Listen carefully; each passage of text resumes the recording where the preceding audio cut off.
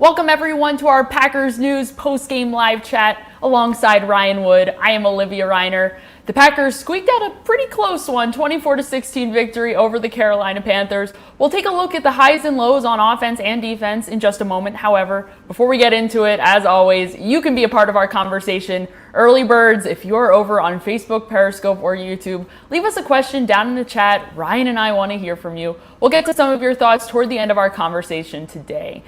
Last night, in the first half, the Packers offense was flying high. They had 3 touchdowns on 3 consecutive drives. In the second half, something happened because it was not nearly the same effort and just production in general in the second half. They couldn't find the end zone once. The only player to put some points on the board in the second half was kicker Mason Crosby. He hit a field goal. The Packers in total only had 49 yards of offense. Why couldn't they get anything going in the second half?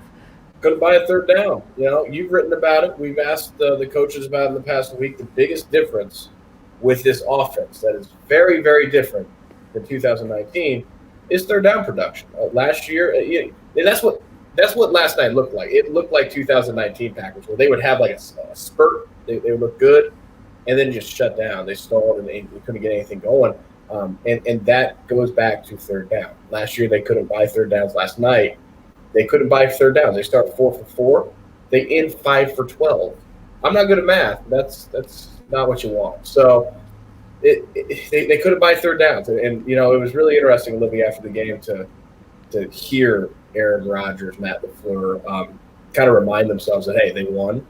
That's good. They're still two games away, 2 wins away from having home field, the 1 seed, the playoff bye and all that. But they really weren't happy with the way that offense performed after those first 3 drives, and they shouldn't have been. Mm-hmm. 5 for 12 on third down. That equates to 42% conversion rate, which by definition isn't terrible. However, it's not nearly up to the standard that the Packers have been producing this season in general.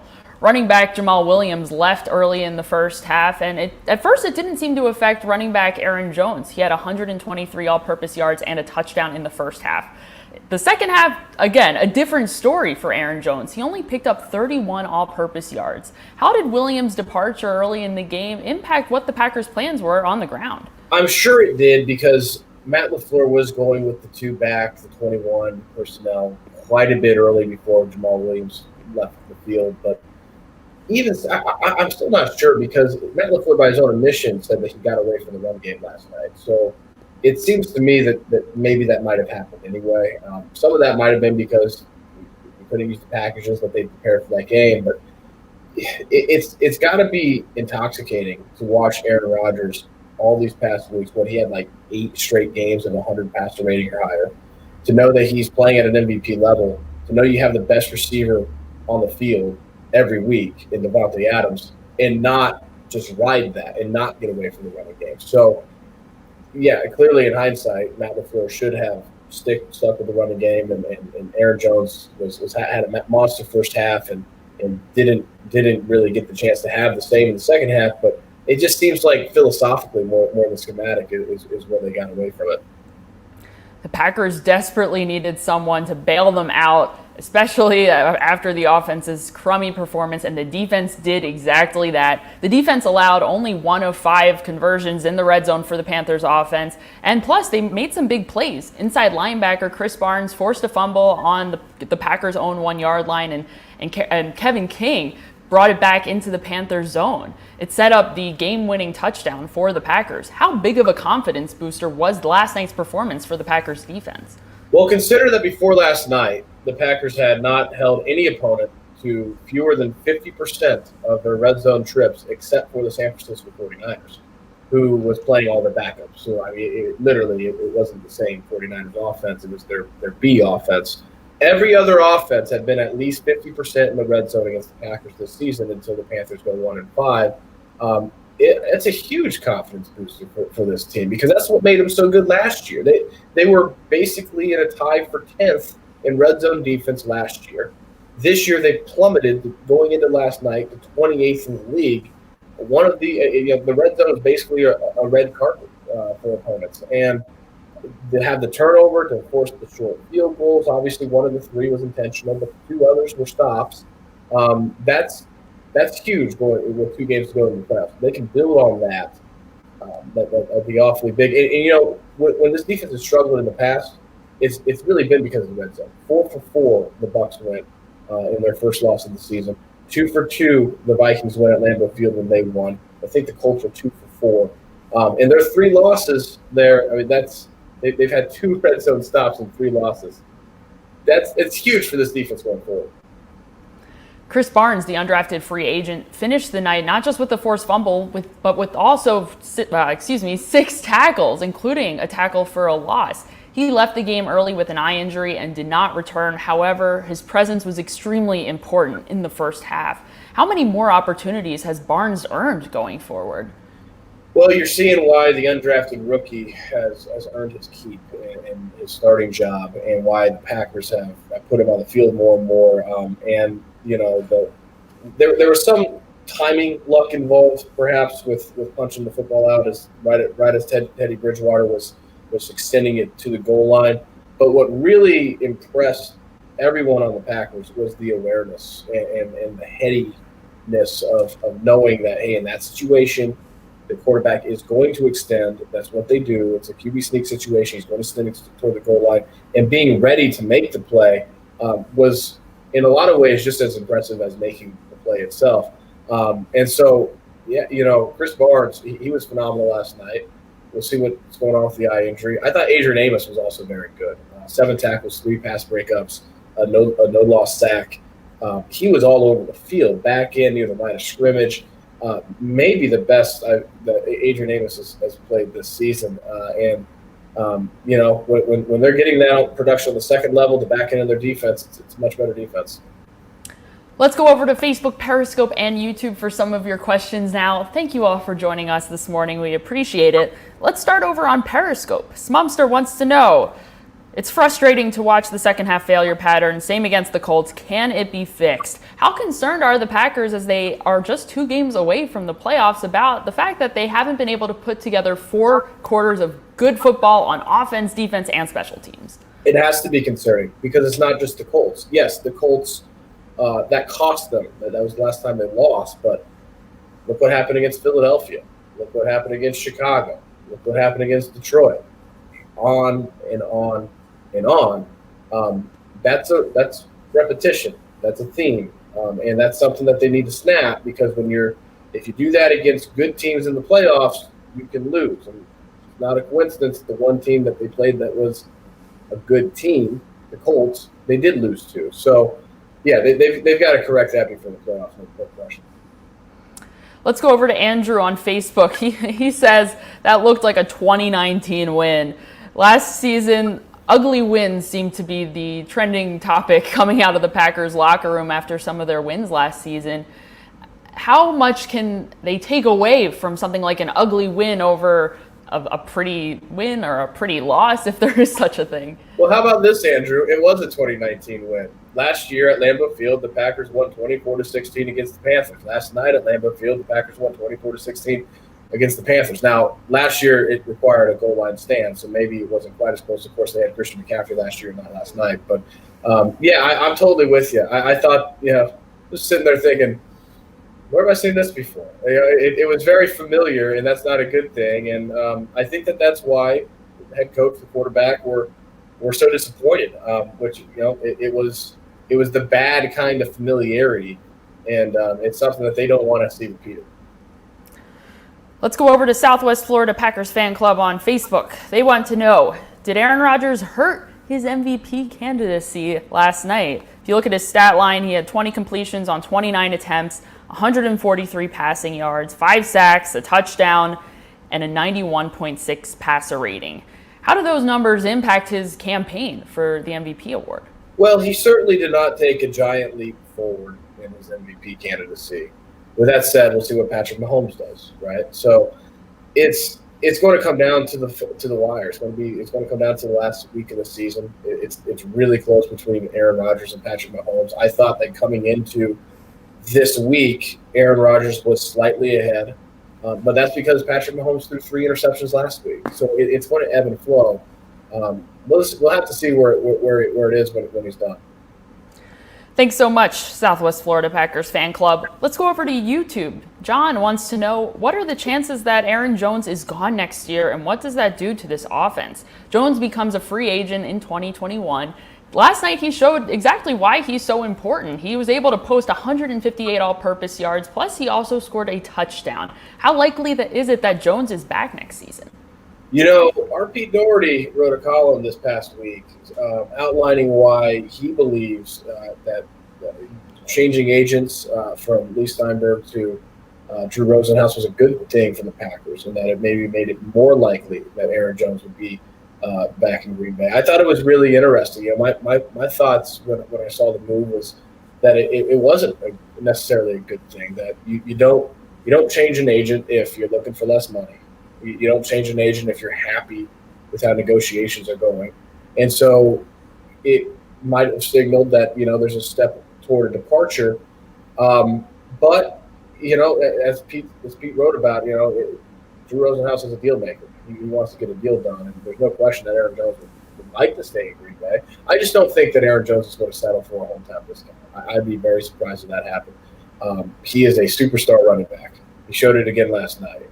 And you gotta think he's going to want every dollar that he can get, especially being this close to March, being this close to the open market. Usually, guys' prices go up, not down, when they get close to actually smelling free agency, and that's where he is right now. So, I'd be a little surprised if he's back, but never say never. It's certainly too soon to say that he won't be back. I mean, it's certainly possible. Time is ticking on Aaron Jones. We will see what happens. Thank you, John, for your question. Let's go over to Mike on Facebook. Mike says that 54 and 51 inside linebackers Kamal Martin and Chris Barnes should be the starting linebackers. We saw a lot more rotation among the inside linebackers last night. How much more do you anticipate defensive coordinator Mike Pettin using Kamal Martin and inside linebacker Chris Barnes on the field over a player like Christian Kirksey, who the Packers went out and signed in free agency last season? Christian Kirksey is important because he's the veteran in the room. He's the most experienced inside linebacker or really defender on the team. I think he's played 7 seasons, is the most on the defense. But it's tough to disagree with you, Mike. That's the thing. Chris Barnes was very good last night. Kamal Martin's been really good too. And the play that he made to shoot the gap and tackle Mike Davis for no gain, it stood out because it's been so rare in my 7 years on this beat that I've seen such burst from the second level on this defense. It hasn't happened very often. And it was the type of acceleration through the hole, aggressive finish that the Packers have really longly needed on that second level, and they haven't had. And it was really impressive. So, yeah, I'm with you. Chris Barnes and Kamal Martin, they certainly are the future of that position. A youth movement at inside linebacker, something we haven't seen in quite a while. Thanks so much, Mike, for your question. Let's go over to Andrew on Facebook. Andrew says, it feels like cornerback Josh Jackson should be getting a try for Kevin King. They didn't even suit him up. Josh Jackson was a scratch last night, a healthy scratch. Why didn't the Packers decide to have him active on the roster last night? It's where he is on the depth chart. It's really that simple. If he was higher on the depth chart, he'd be active. I don't know. Look, Kevin King can certainly give up some plays. I mean, he's not a perfect cornerback by any means, but where was he during the biggest play of the game last night? He scooped it and returned it 48 yards after Chris Barnes punched it out. He's the playmaker in the Packers secondary. He gives up plays, but he also makes plays, and so he's not getting benched. Thanks so much, Andrew, for your question. Let's go back to John on YouTube. John says, next week is going to be a real test against the Tennessee Titans. We'll see where this team stands against one of the best teams in the league. One of the best teams in the league that has one of the best running backs in the league in Derrick Henry. He is averaging 117 rushing yards per game. How are the Packers going to even come close to slowing down Derrick Henry? Well, it probably starts with prayer before the bus arrives during the week, preparation and meetings, and then from there, it's got to be living right because that's going to be a heck of a challenge. There's no question about it. I mean, Derrick Henry, he's the best running back in the NFL, and this Packers run defense statistically ranks a lot better than last year, but a lot of that is because they have a ball control offense that keeps the defense off the field. And so the statistics are lower than they were last year. I don't know how they're going to tackle Derrick Henry. I guess we'll find out in a week, but it's going to be really, really interesting to watch. And you get the sense that the Packers are going to have to put up some points. Thanks so much, John, for your question and for participating today. Let's go back to Facebook. Jason says that guard Lucas Patrick got handled last night. Aaron Rodgers took 5 sacks last night. It was a season high, the most since Week 6 against the Tampa Bay Buccaneers when Rodgers was sacked 4 times. How many of those issues were strictly on the offensive line last night? Well, Jason, I think you're onto something there. I haven't seen the film yet, so got to go back. But it did appear that it was a tough night for 62, and they're going to have to. They've been so good as an offensive line all year. They're going to have to put that behind them and just move on. I mean, that's what they're going to have to do. And we'll see if they're able to do that. But no, I think you make a very astute point, Jason. Thanks, Jason, for watching, for asking a question. We appreciate it. Let's go over to Quinn on YouTube. Quinn says, as a fan, can I ignore the 11-3 fraudulent team talk? Are the Packers as good as their 11-3 record suggests? They're better than last year. I don't think it's close. They're much better offensively than last year. My goodness. Defensively, they might. There's really not that much difference from this defense and last year's defense. Early in this season, the defense wasn't getting pass rush. It wasn't generating turnovers and big plays. It wasn't getting red zone stops. Those things were missing. They've all kind of come back in the season's second half here. So I do think this defense is awfully similar to last year's.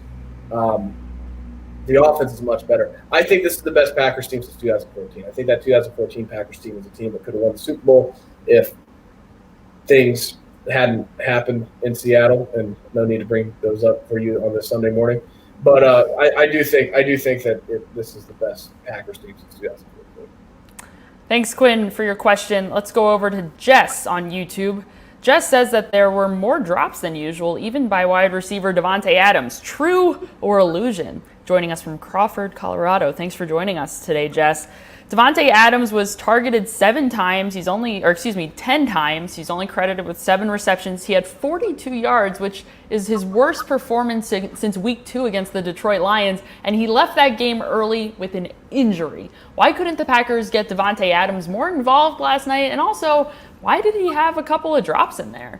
Yeah, well, a couple things. The Panthers were, like every other team, we're not going to let Davante Adams beat them. And then, one catch over the middle for 10, 12 yards got called back as a penalty. And, I mean, there were some plays that got taken away. And then, yes, the drops. And the reality is that Davante Adams is actually human, even though if you watch him this season, you think something very different. He's going to be inconsistent at some point. He's not going to make every single play, which, again, is a surprise because he's basically made every play this year.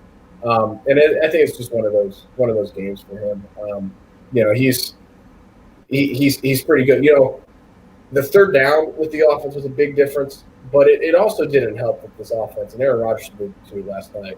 Never got Davante Adams going. He is in a lot of ways the engine of that offense, but when he goes off, they're a lot better. And so that was a big part of why they stalled last night too. Just they never got 17 going.